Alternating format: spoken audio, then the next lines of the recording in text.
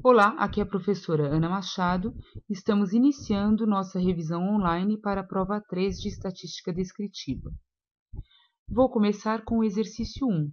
É o primeiro dentre 6 exercícios e cada um deles será postado separadamente. Então, se você está assistindo a este primeiro exercício, depois assista aos demais vídeos que vou colocar também no YouTube. Muito bem, na nossa primeira questão, eu digo aqui o seguinte: segundo esse site que eu coloquei aqui, 54% dos brasileiros aprovam o governo Dilma Rousseff. Suponha que 40 brasileiros foram selecionados aleatoriamente e questionados a respeito de sua aprovação ao governo Dilma Rousseff. E aí vem as perguntas. Observe que as minhas perguntas são a respeito de probabilidade de números de entrevistados que aprovam o governo. Então, temos uma variável discreta, número de entrevistados. Trata-se de uma variável discreta, então vamos descobrir qual é a distribuição de probabilidade que utilizaremos neste caso.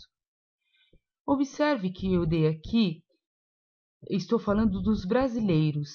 A população de brasileiros é limitada, mas é tão grande que neste caso poderemos considerá-la como sendo ilimitada. Qual é a consequência disso?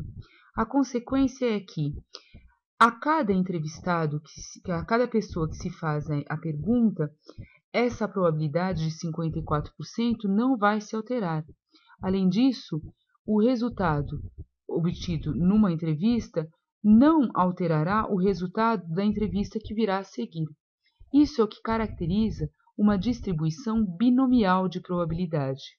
Então, eu forneci aqui a minha população, dei a porcentagem de sucessos e vou entrevistar uma amostra dessa população. Quando a gente escolhe o que é sucesso ou fracasso, é indiferente. Se eu estou considerando sucesso aprovar o governo, fracasso será não aprovar o governo. Se eu considerar sucesso não aprovar o governo, o fracasso será aprovar o governo. Não tem muita importância o que você chama de sucesso ou fracasso, desde que você seja coerente com as porcentagens. Então, se você chamou de sucesso aprovar o governo, você vai utilizar a porcentagem 54%. Se você chamou não aprovar o governo de sucesso, a sua porcentagem será 100% menos 54%, ou seja, 46%. Desde que você mantenha a sua coerência, não interessa o que chama de sucesso ou fracasso. Então, vamos utilizar aqui a distribuição de probabilidade binomial. Então, eu vou começar. Coloco lá a distribuição binomial e eu pergunto aqui, qual é o número de sucessos que eu quero? Eu quero 20 sucessos, ok? Aí se pergunta quantas foram as tentativas feitas.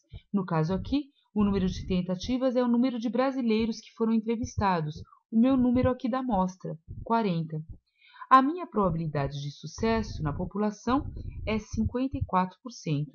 E aqui eu vou colocar como valor cumulativo o falso, porque eu quero exatamente 20 elementos que tenham sucesso. Se eu colocar o verdadeiro, eu calcularei a probabilidade do x ser 20 ou menos que 20. Eu vou fazer uma somatória de probabilidades, que não é o caso deste item aqui. Não é o caso do que o item está pedindo. Então, é esta a probabilidade que vamos calcular e aqui está o resultado, aproximadamente 11%. Mas, então, vamos para um caso em que eu peço x menor ou igual a algum valor. O que vamos fazer? Vamos colocar a distribuição binomial de probabilidade.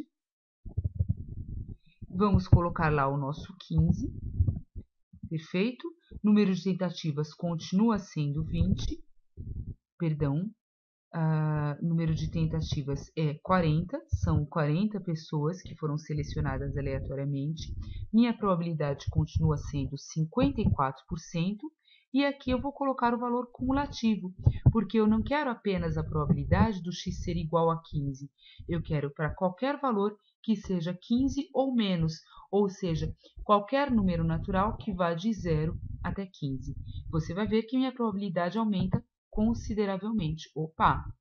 Desculpa, não aumentou consideravelmente porque eu não estava aqui trabalhando com o 20 e sim com o 15. Em relação ao item anterior, a probabilidade ficou menor. Por que ficou uma probabilidade tão pequena assim? Porque o índice de aprovação é de 54%.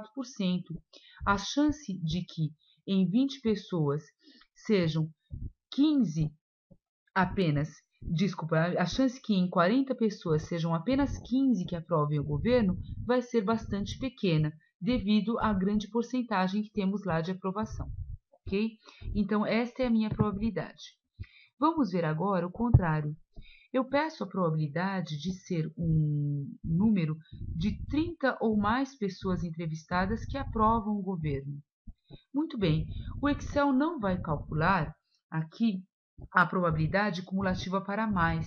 Ele nunca faz isso, ele sempre calcula a probabilidade cumulativa para menos.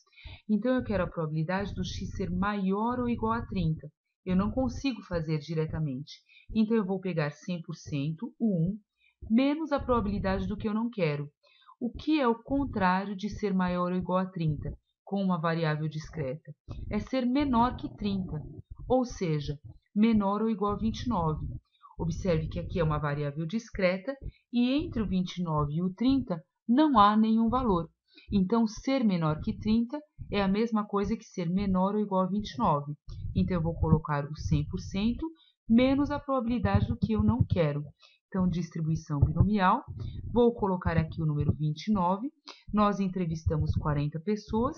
A probabilidade de sucessos era 54% a cada entrevista e o valor cumulativo verdadeiro, porque estou calculando a probabilidade de ser menor ou igual a 29. E aqui nós temos o resultado. Uma observação importante.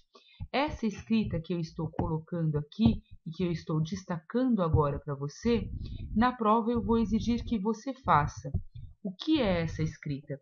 É a tradução do que o enunciado pede em português para a linguagem de probabilidade.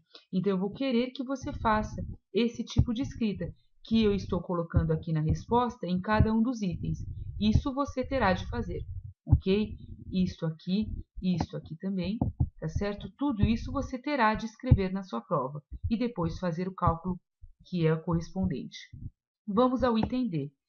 Eu aqui pergunto qual é o número esperado de entrevistados que apoiam o governo Dilma. Observe que aqui novamente eu coloquei a escrita, o número esperado é a média. E numa distribuição binomial, a média é dada por essa fórmula, N vezes P. O N aqui é o número de elementos que eu retirei na minha amostra, né? No caso aqui são 40, e o P é a probabilidade de sucessos. Então aqui eu tinha entrevistado 40 pessoas, e minha probabilidade era 54%. E aqui está. Ok? Então, o número de entrevistados é 21,6. Vamos escrever aproximadamente 22. Certo? Estamos trabalhando com o número de pessoas e eu fiz a aproximação. Como era 21,6, eu aproximei para cima. E por fim, vamos ver agora o último item. Eu quero a variância e o desvio padrão. A fórmula da variância para uma distribuição binomial é essa. N vezes P vezes 1 menos P. O N é o tamanho da amostra que foi retirada, P é a probabilidade de sucessos e o 100% menos P é a probabilidade de fracasso. Então, vou colocar igual a 40 vezes 54% vezes 1 menos 54%. Ok? E aqui nós temos, então, vamos fazer a continha, está feita. Tudo bem? Esta é a nossa variância. E o desvio padrão, como sempre, é a raiz quadrada da variância. Então, eu vou fazer a raiz quadrada do resultado que eu acabei de obter. Muito bem, então esse daqui é o nosso exercício 1.